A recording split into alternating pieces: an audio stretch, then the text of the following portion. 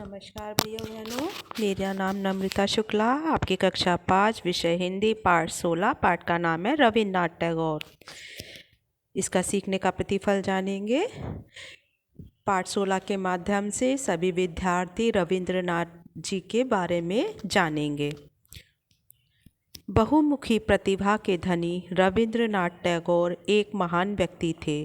अपने व्यक्तित्व और कृतित्व से उन्होंने पराधीन भारतीयों का सिर विश्व में ऊंचा कर दिया। इसी कारण विश्व ने इन्हें महाकवि के नाम से संबोधित किया। उनके चरित्र में जितनी भी विशेषताएं थीं और उन्होंने अपने कर्म से पराधीन यानी जो अंग्रेज़ों के अधीन थे उन भारतीयों का सिर विश्व में ऊंचा कर दिया।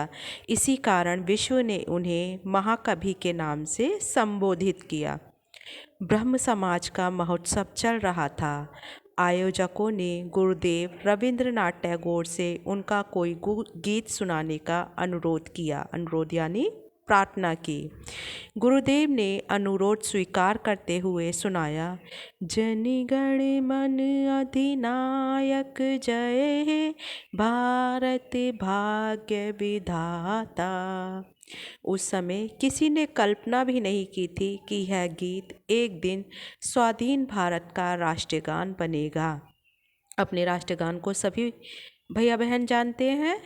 यह हम विद्यालय में डेली गाते हैं। इसके अलावा 15 अगस्त और 26 जनवरी पर विशेष रूप से इसे गाया जाता है विद्यालयों में। साहित्य में विश्व का सर्वोच्च सम्मान नोबेल पुरस्कार प्राप्त करने वाले प्रथम भारतीय रविन्द्रनाथ की प्रतिभा केवल साहित्य तक ही सीमित नहीं रही। वे एक सच्चे देशभक्त, शिक्षा शास्त्री, राजनीतिक चिंतन, दार्शनिक, चित्रकार, पत्रकार, अध्यापक, अभिनेता और संगीतज्ञ थे। विख्यात दार्शनिक रोमा रोला ने गांधी जी और रविन्द्रनाथ का उल्लेख करते हुए कहा था कि दोनों एक हिमालय से निकलकर पूर्व और पश्चिम में बहने वाली गंगा और सिंधु दो धाराएं हैं। कौन कौन? रविन्द्रनाथ टैगोर और महात्मा गांधी जी। रविन्द्रनाथ टैगोर और महात्मा गांधी संसार को आर्य संस्कृति की दो महान देन हैं। एक में उनके हृदय की सुकुमारता तथा दूसरे में उनकी आत्मा की तेजस्विता चमक रही है। आत्मा की तेजस्विता चमक रही है। रविन्द्रनाथ का जन्म बंगाल के एक प्रतिष्ठित बैनर्जी कुल में 7 मई सन 1867 को कोलकाता में हुआ था। इनकी माता का नाम शारदा देवी था। इनके बाल्यावस्था में ही माता का निधन हो गया। निधन यानी वे मृत्यु को प्राप्त हो गईं। अतः संपूर्ण प्रकृति से ही मातृत्व पाने की इच्छा उनके हृदय में बलवती होने लगी। पिता आध्यात्मिक प्रवृत्ति के थे, यानी पूजा पाठ में उनका मन अधिक रचता था। अतः पिता से उन्होंने प्रार्थना, ध्यान, उपासना, आराधना, एकांत, प्रेम और शांति के महत्व आदि का बोध प्राप्त किया। बोध यानी ज्ञान प्राप्त किया। किससे प्राप्त किया? पिता से। तो इन्हें कितने सारे गुण मिले अपने पिता से? प्रार्थना, ध्यान, उपासना, आराधना, एकांत, प्रेम और शांति के महत्व आदि का बोध प्राप्त किया। बोध यानी ज्ञान प्राप्त किया। आगे पढ़ेंगे। यद्यपि उनकी स्कूली शिक्षा अधिक वर्षों तक जारी नहीं रही, किंतु जितनी भी अवधि वे स्कूल में पढ़े उनकी प्रतिभा की सुरभि फैलती रही, यानी सुगंध फैलती रही। उन्होंने अपने भांजे की प्रेरणा और आदेश से काव्य रचना शुरू की, कविताएं लिखना शुरू किया। धीरे धीरे रविंद्र को कविताएं रचने में आनंद आने लगा और एक कवि के रूप में उनकी ख्याति यानी प्रसिद्धि पूरे स्कूल में फैल गई। एक दिन स्कूल के प्रधानाध्यापक महोदय ने उन्हें बुलाकर पूछा, सुना है तुम कविता करते हो? रविंद्र ने विनम्रतापूर्वक स्वीकार कर लिया, यानी बिना किसी झिझक के उन्होंने नम्रतापूर्वक स्वीकार किया। प्रधानाध्यापक ने कविता की 2 पंक्तियां देकर उसे आगे बढ़ाने और पूरा करने का निर्देश दिया। 2 पंक्तियां थीं, रवि करे ज्वाला तन आछित सवाई, वर्षा भरसा दिल आर भय नाई। अर्थात रवि यानी सूर्य के करों से जब सब परेशान थे, तब वर्षा ने आकर भरोसा दिया कि अब डर नहीं है। रविंद्र ने अगले ही दिन 2 पंक्तियां लिखकर कविता को संपूर्ण एवं सार्थक बना दिया।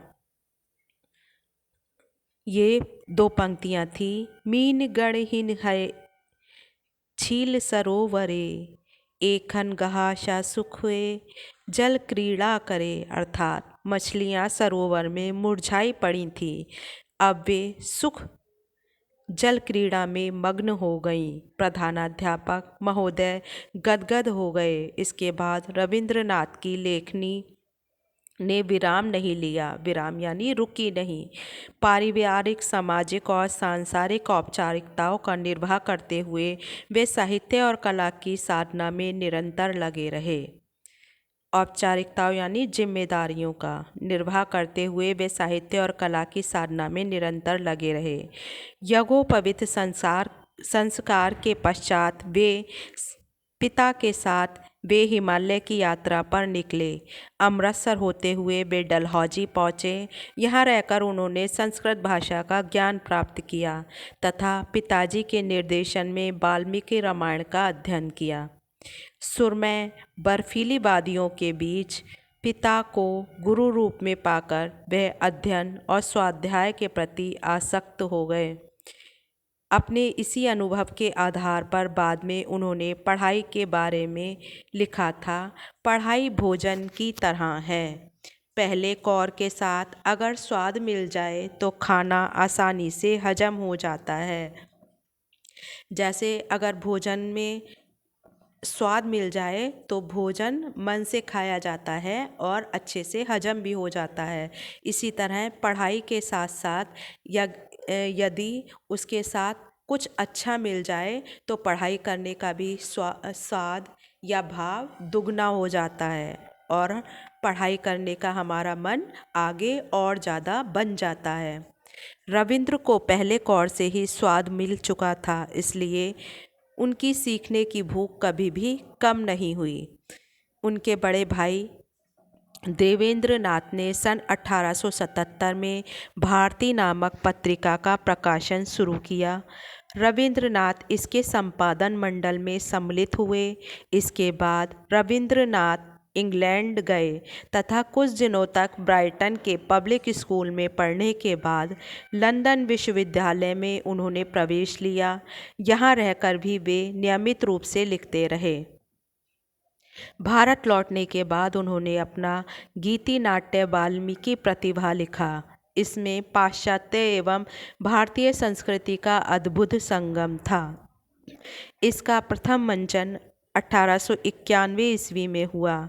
इस नाट्य में स्वयं रविंद्रनाथ ने वाल्मीकि की भूमिका की थी। इसके कुछ ही दिनों बाद उन्होंने गीत एवं भाव पर भाषण दिया। रविंद्र संगीत के साथ साथ भाव या शब्द का जो गहरा मेल पाया जाता है वह भाषण इसी विषय पर था। इसके बाद इनकी काव्यकृति संध्या संगीत का प्रकाशन शुरू हुआ और फिर आरंभ हुआ प्रथम उपन्यास ठकुरानी हाट का। लेखन कवि रविंद्रनाथ का लेख जिस तरह किसी एक विद्या तक सीमित नहीं रहा, उसी तरह उनके अपनत्व को भौगोलिक और राजनीतिक सीमाएं सीमित ना कर सकीं। विश्व बंधुत्व का स्वप्न देखने वाले कवि ने लिखा, हृदय आजी भोर कमने गेल खुली, जगत आसी सेया करिछे कोला फुली। अर्थात जगत आज न जाने कैसे मेरे हृदय के द्वार खोल गए और मैंने देखा कि सारा विश्व वहाँ गले मिल रहा है। विश्व के साथ आत्मीयता की यह अनुभूति और उसका प्रभाव उनके व्यक्तित्व में व्याप्त रहा, इसलिए संपूर्ण विश्व उन्हें कवि के रूप में पाकर धन्य हो गया। सन 1883 में रविंद्रनाथ मृणालिनी देवी के साथ विवाह बंधन में बंध गए, यानी कि उनका विवाह मृणालिनी देवी से हो गया। जमींदार के काम से वे स्यालदा नामक ग्राम में रहे। जमींदारी के काम से वे स्यालदा नामक गांव में रहे। यहाँ ठहरकर ग्रामीण बंगाल के साथ उनका तादात्म्य स्थापित हुआ। शोषण से पीड़ित किसानों को देखकर वे ग्रामों के उत्थान के लिए जुट गए। इसी वातावरण में रहकर उन्होंने कई कहानियाँ लिखी। उनका काव्य और संगीत भी लोकगीत एवं लोक संगीत से प्रभावित हुआ। नैवेद्य की कविताएं भी इन्हीं दिनों लिखी गईं। इसके बाद वे स्वदेशी आंदोलन में सक्रिय हुए। रविंद्रनाथ का हृदय देश प्रेम से परिपूर्ण और अप्लावित था, यानी भरा हुआ था। वे विदेशी शोषण के विरोधी थे। जलियांवाला बाग के हत्याकांड से दुखी होकर उन्होंने अपनी सर की उपाधि का परित्याग किया था। परित्याग यानी त्याग कर दिया था। सन 1892 से सन 1900 के मध्य वे उनके द्वारा लिखी रचनाओं में देश की तमाम समस्याओं पर गंभीर चिंतन मिलता है। सामान्य कृषकों के प्रति जमींदारों की उदासीनता तथा ब्रिटिश शासन के दुष्प्रभावों पर वे लिखते रहे, बोलते रहे तथा आंदोलन चलाते रहे। 20वीं सदी की प्रथम किरण के साथ ही भारतीय शिक्षा के इतिहास में एक नए युग का प्रारंभ हुआ। 1900 ईस्वी में गुरुदेव रविंद्रनाथ टैगोर ने शांति निकेतन में अपने स्वप्नों के शिक्षण संस्थान की नींव रखी। शांति निकेतन के माध्यम से वे भारतीय आदर्श और मूल्यों को जागृत और जीवित करना चाहते थे। वे चाहते थे कि भारतीय विद्यार्थियों के मन और आत्मा का विकास हो, ताकि वे सौंदर्य, प्रेम और ईश्वर की ओर उन्मुख हो सकें, उन्मुख यानी बढ़ सकें। उन्होंने राष्ट्रीयता और अंतर्राष्ट्रीयता के आदर्शों को मूर्त रूप देने के लिए विश्व भारती नामक एक विश्व संस्कृति की संस्था की स्थापना की और ग्राम सुधार के लिए श्री निकेतन की स्थापना की। गुरुदेव की साहित्य साधना अविराम गति से चलती रही, यानी बिना रुके चलती रही।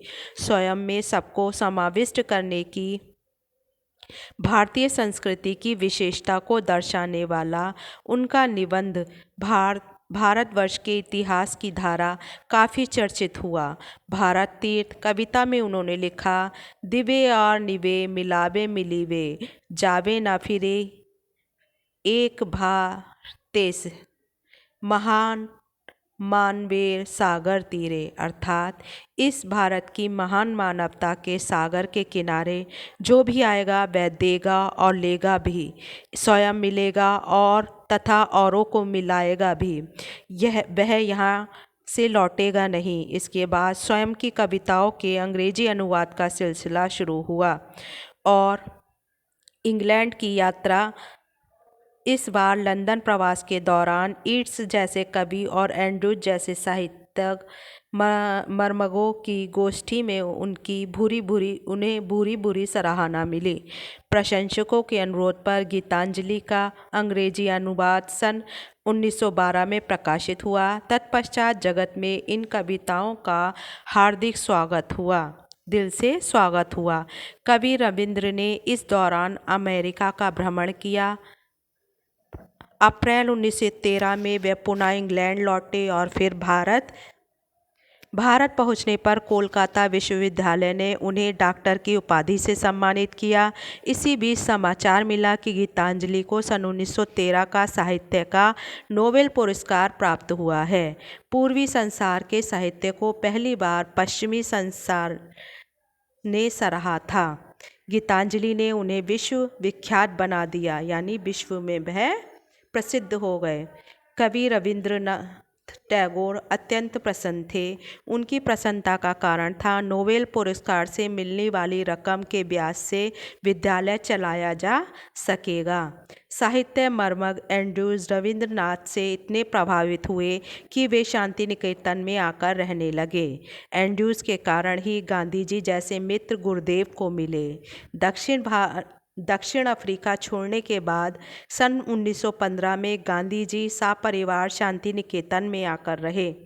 मोहनदास करमचंद गांधी को महात्मा कहकर संबोधित करने वाले प्रथम व्यक्ति रविंद्रनाथ ही थे।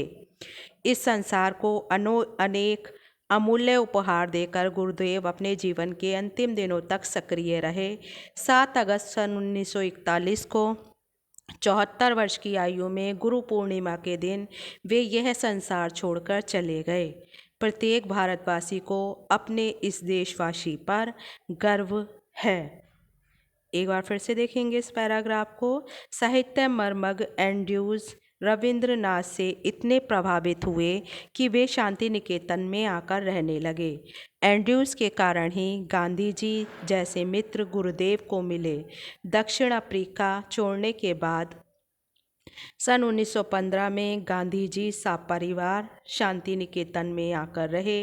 मोहनदास करमचंद गांधी को महात्मा कहकर संबोधित करने वाले प्रथम व्यक्तित्व